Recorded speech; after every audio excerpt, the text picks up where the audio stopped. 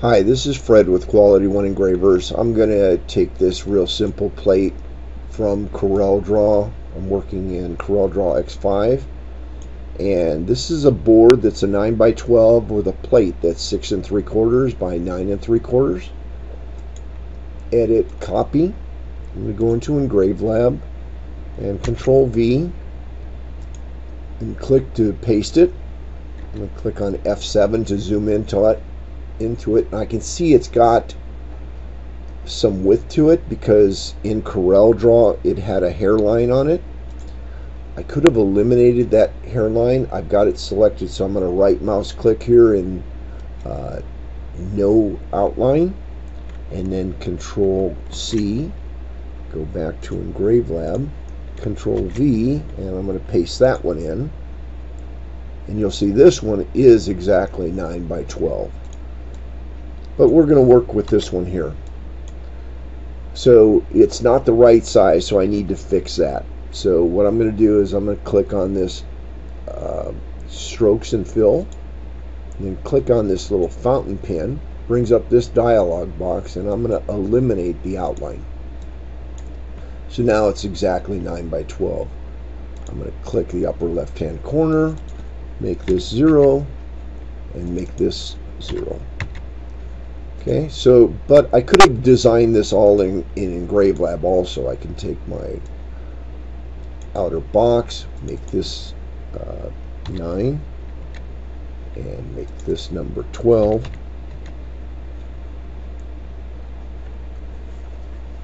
Okay, so there's my 9x12, which is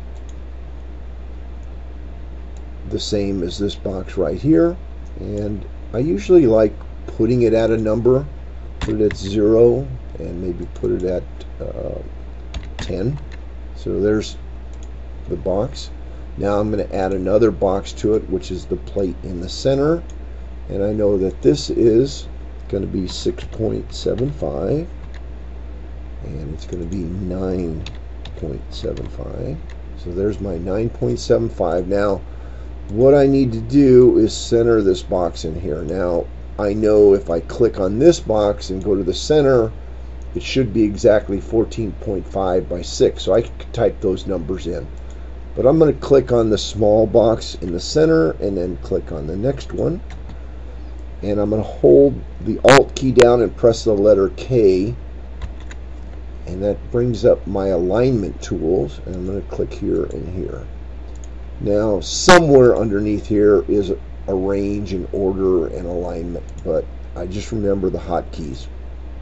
So here we have two similar plates, except for I have to add the holes. So I'm going to put a little hole here, and I'm going to define a diameter. For the most part, it doesn't matter too much what size you make it, and sometimes making it just a little bigger so you can see it is better. So I'm going to drag this down about where I want it. So I'm going to zoom in here so I can see what I'm doing. And I know that this upper corner is 11 1/8 by 1 1/8. So I need this to coincide with this corner.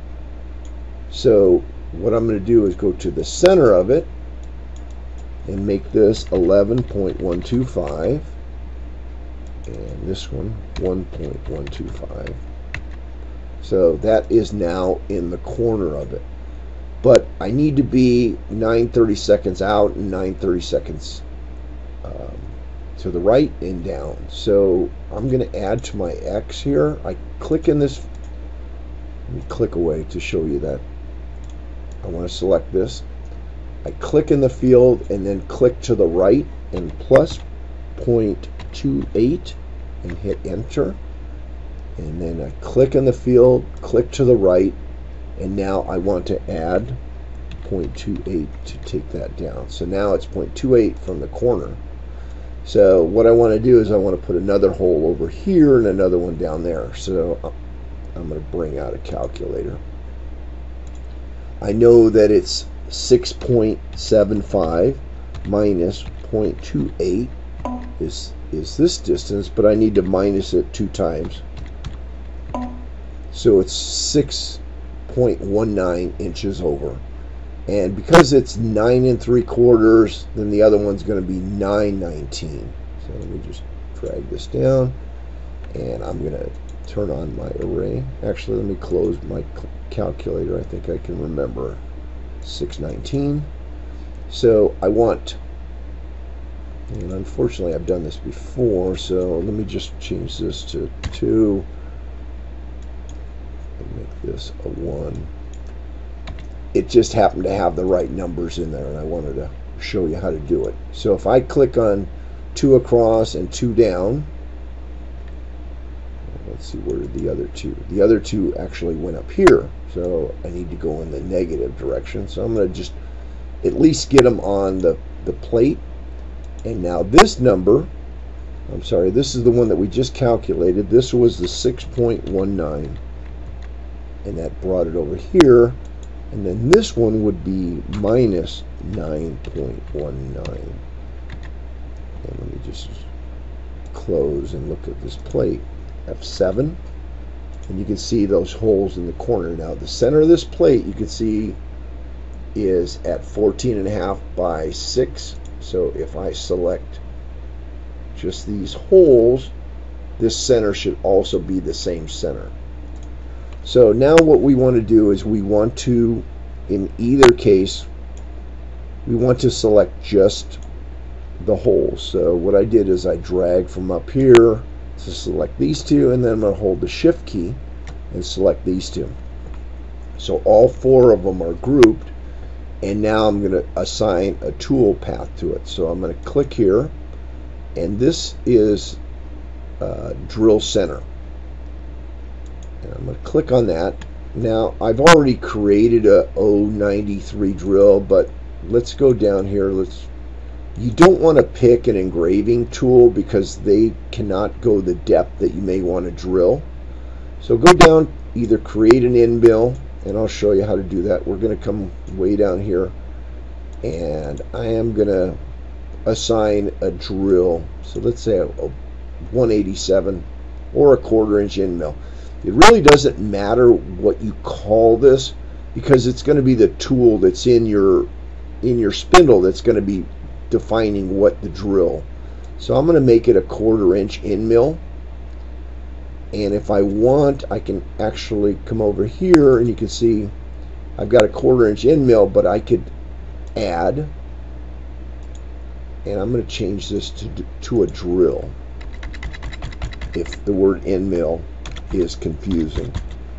Now, since it's a 1/4 inch drill, who knows, maybe you are drilling even deeper than, so here I can drill in one pass 3/4 of an inch with this 1/4 inch drill, because that's what I defined it.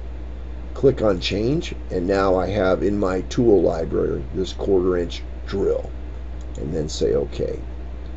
And I'm going to assign a color. I like anything that's red, and I'm going to click right here and make sure that it's doing it in one pass, or if I need to do it in 2, make that whatever's appropriate to your system, and then say OK. So there is my tool path that's assigned to it. Now this one is basically a copy of this one, so I'm going to just delete it to have it out of the way. Since this is your table size, obviously you may want to put 2 plaques right next to each other. So I'm going to take this unit and I'm going to array this to the right. Now I know that this plaque is 9 inches, so I'm going to make it 9 inches going across. And if you can see how it kind of overlaps, but knowing that it's 9 inches, and I have this on center object to object. If you go between objects, then this number would be 0. So whatever works for you. And likewise, if I had a bigger table, I could also go down with it. And I'll click on close, and now you can see that by making this a large pattern right here, you can see how easy it is to see. Had I made it a very small drill, it would have been very difficult to see. So I know The only thing I want to do is just engrave these tool paths. So I'm going to hold the Alt key down and click on P10 and select just P10, engrave and output.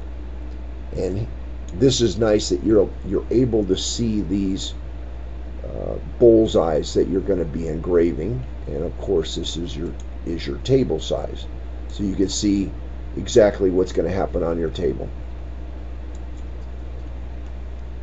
I hope this helps.